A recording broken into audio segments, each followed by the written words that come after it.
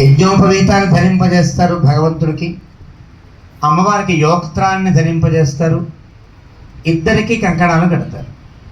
అమ్మవారికి ఒక సంస్కారం, భగవంతుడికి ఒక సంస్కారం, ఇద్దరికి కలిపి ఒక సంస్కారం. అనంతరాశ్రమ సిద్ధి కోసమని, అంటే బ్రహ్మచారిగా ఉండే రాముడు గృహస్థు కావడానికి ఒక సూచనగా ఒక యజ్ఞోపవీతాన్ని వేస్తాడు. అప్పటిదాకా కన్యగా ఉండేటువంటి వధువు తర్వాత గృహిణిగా మారడానికి వీలుగా ఉండే దశలో యోక్త్రాన్ని కడతారు. ఒక సాధారణంగా బ్రహ్మచారికి యజ్ఞోపవీతం వేసుకుంటే ఒడుగు ఎలాంటిదో, స్త్రీకి దర్భల తాడుతో మేకల కట్టడం, యోక్త్రాన్ని కట్టడం కూడా అదొక సంస్కారం. ఎందుకు కడతారు అని అంటే, ఉన్ముఖీ నామ రాక్షసి అని గర్భస్థంలో ఒక ఒక ఒక శక్తి ఉంటుంది. ఉన్ముఖి అనేటువంటి ఒక ఒక ఒక ఆసురీ శక్తి ఉంటుందట. ఆసురీ శక్తి అంటే మళ్ళీ కోరలు రకాల అలా ఆలోచించకండి. ఏదో ఒక ఒక మనలో ఉండేటువంటి దోషం ఉంటుంది. ఆ దోషం పోతే తప్ప సంతానాన్ని కనడానికి వీలైనటువంటి స్థితి లభించదు. కానీ వివాహంలో మనకు కూడా ఒక దర్భల తాడు కడతారు.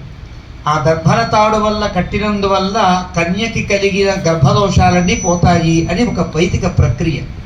అది మనకు చేస్తారు వివాహాల్లో, అది భగవంతుడికి చేస్తారు. ఇప్పుడు భగవంతుడికి మనం ఎలా వివాహం చేసుకుంటామో ఆయనకి అలాగే చేస్తున్నాం. అంటే అర్థం, మనం ఏవైతే మనం పొద్దున లేచి పడుదోకుంటూ స్నానం చేసి అన్నీ స్వీకరిస్తున్నామో అదే పద్ధతి కదా. షోడశోపచార పూజ అంటే ఏమిటి? భగవంతుడు పడుకున్న వాడిని లేపడం, చక్కగా దంతధావనాది ప్రక్రియ చేయించడం, స్నానం చేయించడం, ఇదంతా మనము మనచే ఆరాధించబడడానికి వచ్చిన దేవుణ్ణి మనం ఎలాగైతే మన తండ్రినో గురువునో ఎలాగైతే ఉపచరిస్తామో అలాగే దేవుణ్ణి ఉపచరించాలి. అలాగే దేవుడు కళ్యాణం చేయించాలంటే కూడా మనకు ఎలా కళ్యాణం చేసుకుంటామో ఆయనకి అదే పద్ధతిలో కళ్యాణాన్ని ఆచరిస్తున్నాం. ఇక్కడ అమ్మవారికి కూడా యోక్త్రాన్ని కట్టాం. అమ్మవారికి గర్భస్థ దోషాలు ఉంటాయా? ఎందుకు ఉంటాయి కనుక మనం కట్టుకుంటాం కాబట్టి ఆవిడకి కట్టేస్తున్నాం అనుకోక్కర్లేదు.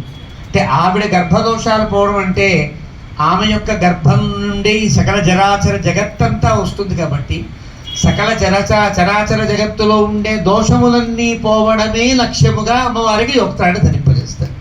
అంటే ఆవిడ గర్భంలో ఉండే మనందరి దోషాలు కూడా ఆమె కంటకుండా, ఆ దోషములు ఏమీ లేకుండా మనమంతా శుద్ధులు కావడం కోసం సాంకేతికంగా చేసేటువంటి యోక్త్ర ప్రక్రియ ఇది అని అంటారు దాన్ని. అలాంటి యోక్త్ర ప్రక్రియ పూర్తయిన తర్వాత రామచంద్ర ప్రభుకి యజ్ఞోపవీతాన్ని వేస్తారు. ఇందాక అనుకుంటా రెండవ యజ్ఞోపవీతం ఉంటే తప్ప కొన్ని కార్యక్రమాలు చేసే అవకాశం లేదు. కొన్ని యాగములు, అతిరాత్రములు, అప్తోరి యాగములు, అశ్వమేధములు, పౌండరికలాగా కొన్ని యజ్ఞాలు ఉంటాయి. అపత్నీక, రెండవ భార్య లేకుండా చేయడానికి వీలు లేదు కాబట్టి ఆ భార్యాత్వ సిద్ధి కోసం, గృహస్థాశ్రమ సిద్ధి కోసం రెండవ యజ్ఞోపవీతాన్ని వేస్తారు రాముడికి. అదొక సంస్కారం. ఆ రెండవది ఏమి? భార్య. మనం రక్షించడానికి ఆయన కలిగినటువంటి ఆ దయామయిగా ఉండే ఆయన సంకల్ప శక్తియే రెండవ అనంతరాశ్రమ సిద్ధిగా భావిస్తారు. ఆయన మరింత రక్షకుడై మనల్ని రక్షించాలి అనడం కోసం గుర్తుగా యజ్ఞోపవీతాన్ని వేసి వారికి యోక్త్రాన్ని కడతారు. ఇద్దరికి కంకణాన్ని కడతారు. కంకణమని, ప్రతిసరమని, రక్షాబంధనం అని దానికి పేర్లు. ఒక్కొక్క దానికి ఒక్కొక్క అర్థం ఉంటుంది. ప్రతిసరము అంటే ప్రతిశ్రు గతవరి ధాతు మీద నుంచి ఇప్పుడు జరుగుతున్న ప్రక్రియని మరింత ముందుకు తీసుకుని వెళ్ళేటట్టుగా సంకల్పం చేయబడి కట్టుకునే దానికి కంకణం. వాడు కంకణం కట్టుకున్నాడంటే ఆ పని పూర్తి చేస్తాడంటే ఆ పని పూర్తి చేయడానికి వాడు అనుకున్న ఊనికకి సంకల్పం ప్రతిసరం అని పేరు. అలా ప్రతిసరం అని పేరు.